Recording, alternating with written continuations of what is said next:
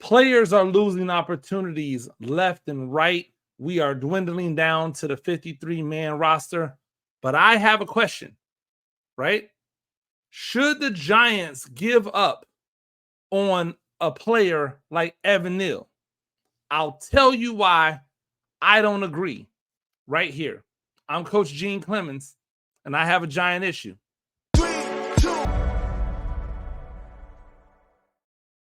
Ladies and gentlemen, welcome back to another edition of A Giant Issue. I am Coach Gene Clemons, New York Giants on SI, the website. That's where you find all of your New York Giants information, anything that's going on, including the up-to-date tracker on players that are getting cut live right now. Go there.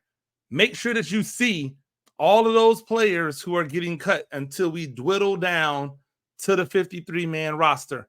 I can tell you one thing that I know that's most likely going to happen. The Giants signed a fullback, and I believe he's an international guy. That guy is going to most likely end up on that international spot where they don't have to use a roster spot on him. Everything else is crazy as we speak right now. There are players on this list who have found out their fate. Guys that thought they might have an outside shot of joining the final 53, but didn't. So it's going to continue to get updated as we see the people who are getting waived. First off, running back Lorenzo Lingard, he was waived. John Giles was waived. I think I talked about that already. Ayura Sante waived. Marcus McKeithen waived. And by the way, John Giles, Ayura Sante, guys that I thought that would get waived, most likely to end up on the practice squad. Marcus McKeithen, a guy who could still end up on the practice squad because he's still young, right? And has an opportunity to be able to come back if they suffer injuries. D lineman Kyler Ball, linebacker Trey Kaiser, cornerback Christian Holmes, safety Clayton Isabel. Contract terminated. Joshua Kelly, Breon Borders, Matt Nelson. People who were waived based off injury. Unfortunately, Timmy Horn, we saw suffer an injury in the last preseason game. He's not going to make it. Jonathan Sutherland was also another guy who got put on. Now,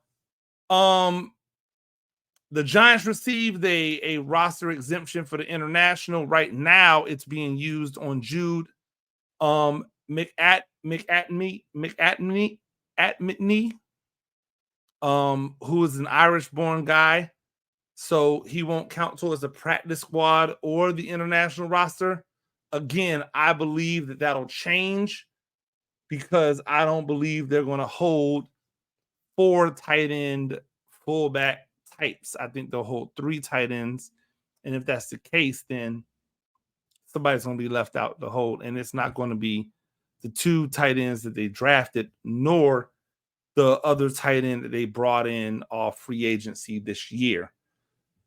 But I digress because none of that is really what I want to focus on today. What I really want to focus on is Evan Neal and this idea that Evan Neal. All right, so full disclosure, I went and put a post up on X, right, which is always dangerous. Always dangerous. But on the X post, I said that Evan Neal got beat once last night. He was good in pass pro. Besides that one play, he was really good in run blocking. Yet the narrative by many in the Giants community is Neal is unplayable. And 24,000 plus communications later, I was proven right. Even with Carl Banks, lobbying in and saying that I was on the right track. I won't say he's necessarily agreeing with me. I think he was agreeing with the tweet. He wasn't saying that Neal should be a starter. Neither am I saying that Neal should be a starter, although I'll tell you why I think he should probably be starting, right? But yeah, there were people on there who just was like, what are you looking at?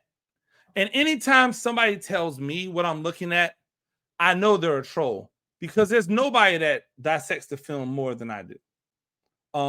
There are the rare people in this business, right? In the sports media business that come from an actual background where they've done this.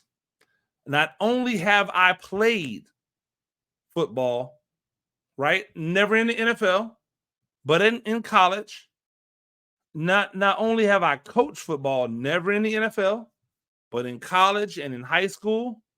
But I have studied the game ad nauseum because I'm a nerd of football for as long as I've been around. So I'm not just talking from theory, which is what a lot of nerds are doing. A lot of football nerds are doing, right?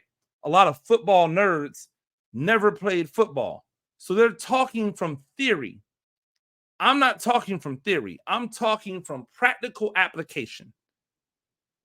So whenever somebody comes on my timeline or comes into a comment that and leaves a comment on a post that I had where they say, hey, you don't know what you're talking about. You didn't watch the film, or you must not have watched. I clearly understand they have an agenda. It doesn't matter what I said. It matters that I said something against whatever their narrative is.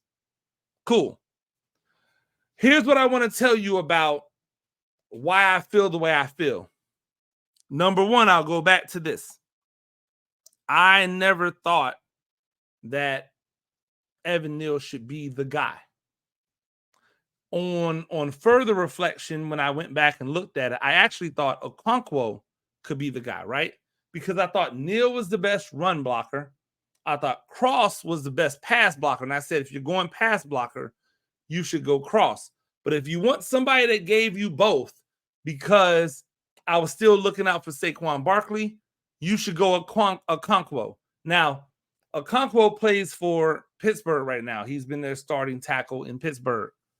But I thought that Okonkwo would be a better fit than Neal, and even a better fit than the other guy because he blocked better. Cross, excuse me. The other guy, Cross, because he blocked better. So that's full disclosure on what I thought going into the draft with those three tackles who were the elite level tackles that were in that draft. So Neal wasn't the guy I would have went. Neal was third in the list, right? I had to go back and clarify it because I thought it was another way. And then I thought Becton was in that draft, but he wasn't in that draft. He was in the draft with Wills and those guys, Wills that went to the Buccaneers, and then one guy that went to the Browns. It gets all fuzzy out here. But I remember, and then I went back and double checked. Okonkwo was my pick.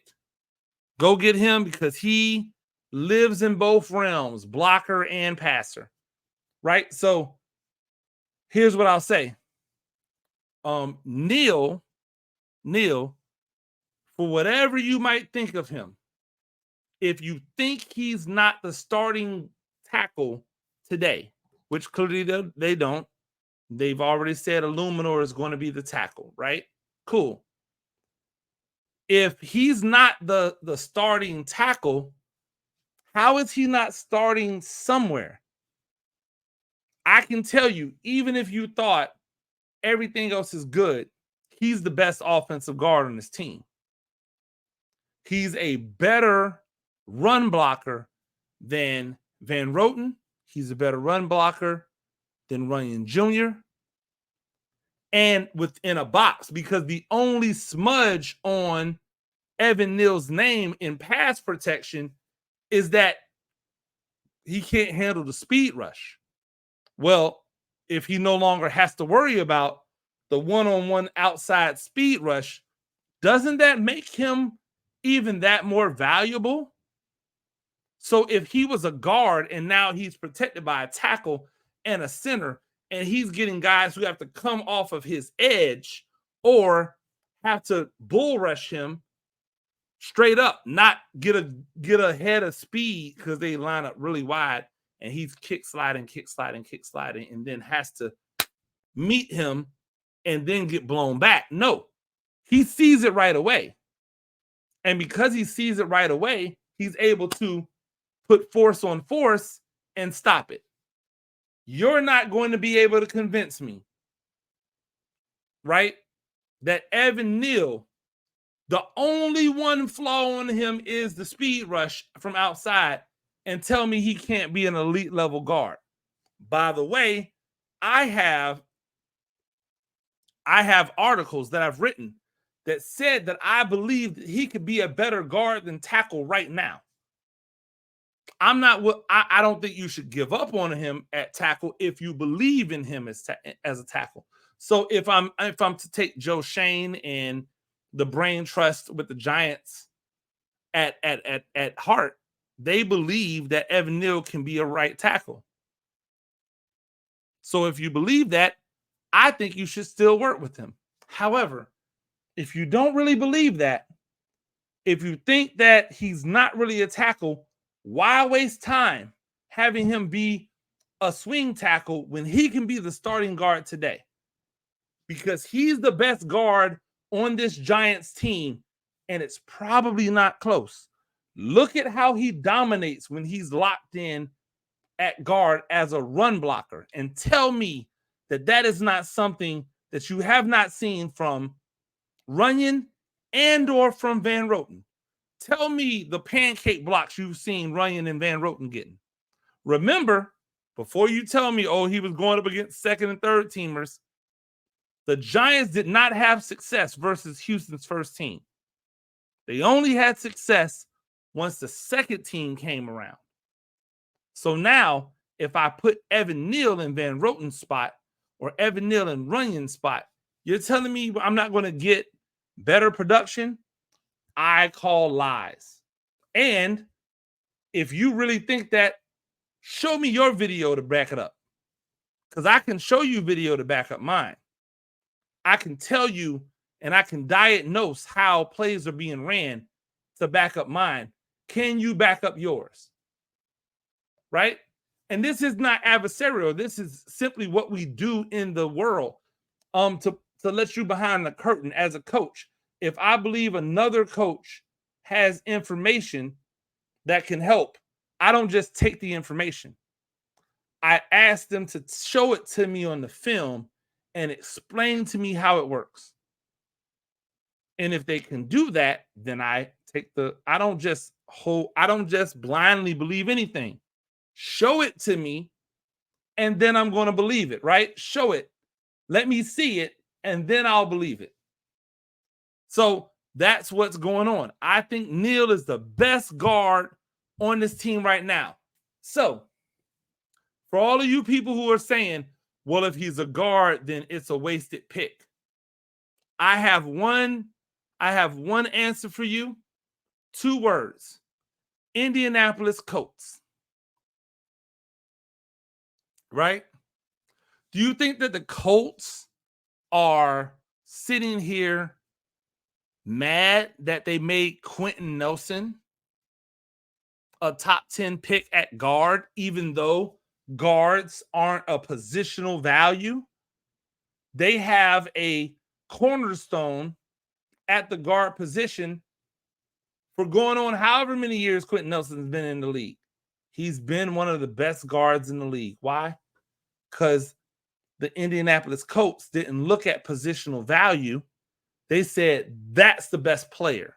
So if Evan Neal is the best player, if he can be a Pro Bowl, a perennial Pro Bowl to all pro caliber guard, isn't he worth the 7th pick? Isn't he worth that? Absolutely.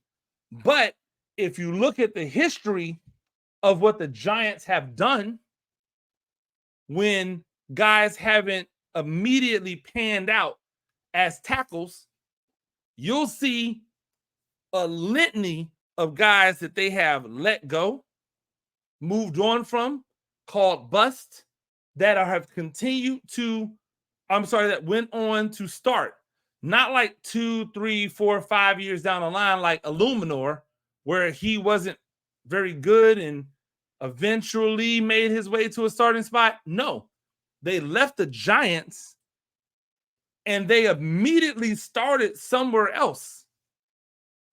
I think of 2 tackles right off the bat, right? Justin Pugh and Eric Flowers, both who were supposedly bust with the Giants, but probably should have never been tackles for the Giants. And yet, once they were away from the Giants and into programs where they used them in the position they probably should have been the entire time they started there. If you want to take something a little bit more closer to home, right? Hernandez was a fan favorite. He was a fan favorite with the Giants. And then out of nowhere, when his contract was up or whatever happened, he got cut. I don't remember. I just know that he was gone. And the next season, he was playing and starting for Arizona. He still starts, or at least he has started those seasons since leaving the Giants. He started every game for Arizona, but the Giants deemed him not good enough to start, right? Zietler, who wasn't a Giants draft pick, but was somebody that they brought in to play guard. The Giants decided, the Giants brain trust, the new brain trust, decided that he wasn't good enough, that they were going to go in another direction, and he walked right over to the Ravens and started at guard for the Ravens, the best offensive line in the game. Somebody has to explain to me how this is possible, how it is that these players are not working in New York, but work everywhere else. And if you tell me, well, it's the pressure of playing in New York, I'm going to tell you that is the biggest crock of BS I have ever heard. There is no pressure in playing in New York because the pressure comes from the outside and you have the choice to like just not listen to the outside. Like for all of you people who troll me about my opinions and my views on X and wherever it might be, on the YouTube channel that I respond to, understand I don't need to respond to you. And while I appreciate you giving your opinions and I'm willing to engage, it's because I'm confident in myself that I can respond to you and not let it personally affect me. Guess what happens to the people who can't do that? They just don't engage.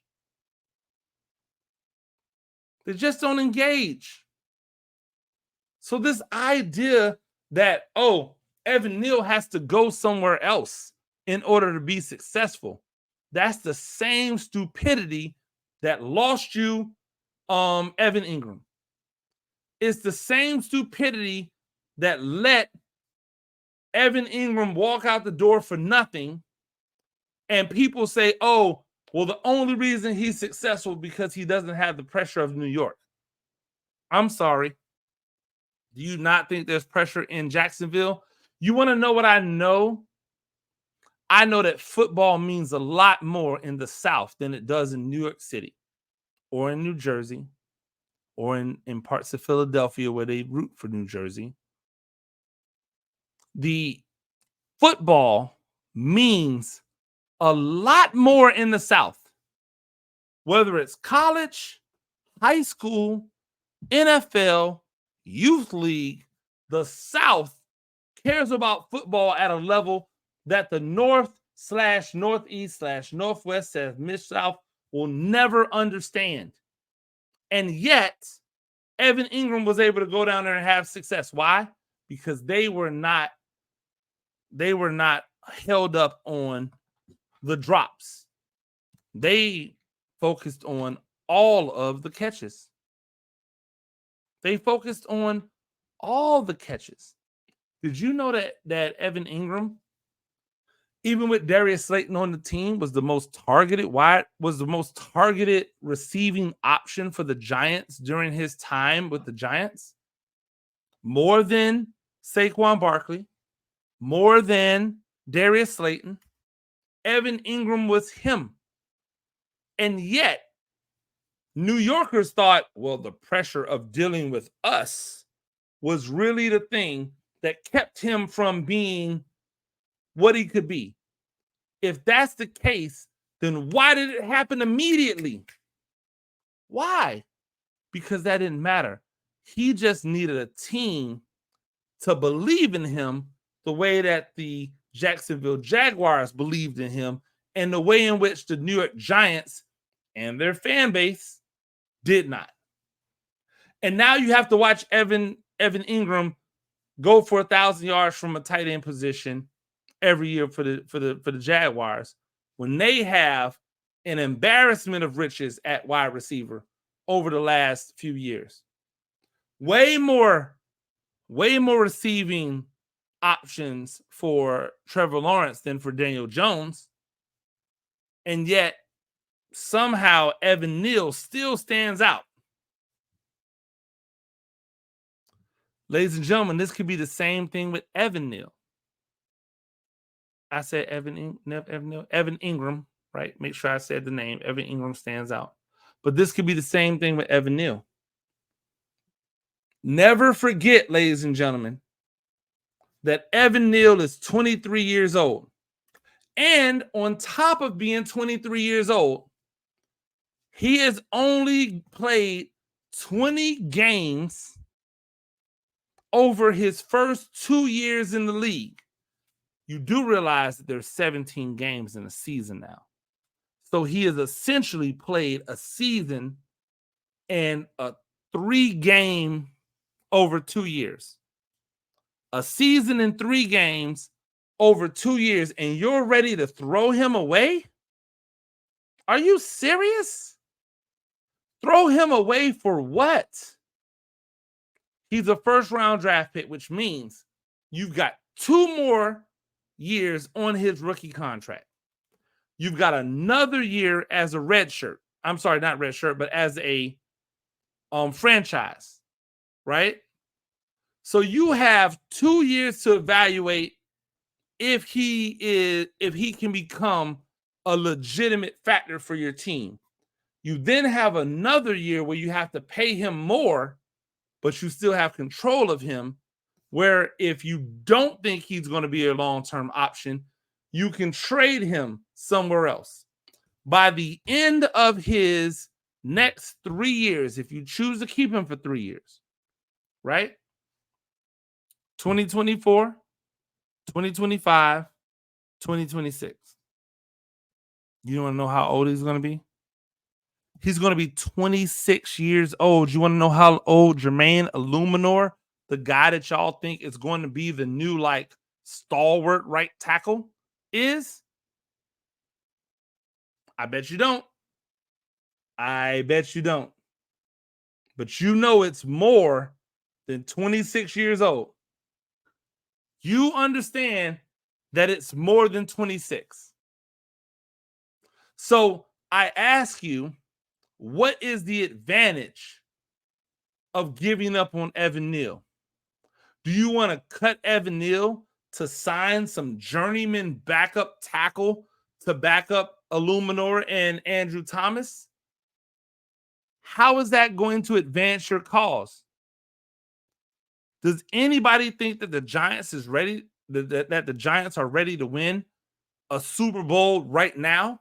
Because if you believe that the Giants are ready to win a Super Bowl right now, then forget everything I just said and move heaven and earth to shore up your team to win a Super Bowl right now.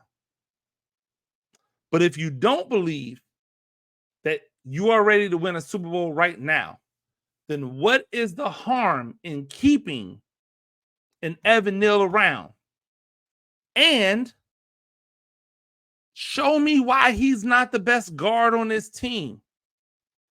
Show me where you believe that he's going to give up more sacks than Illuminor, because for all of the sacks that you believe that he gave up last year, he did not.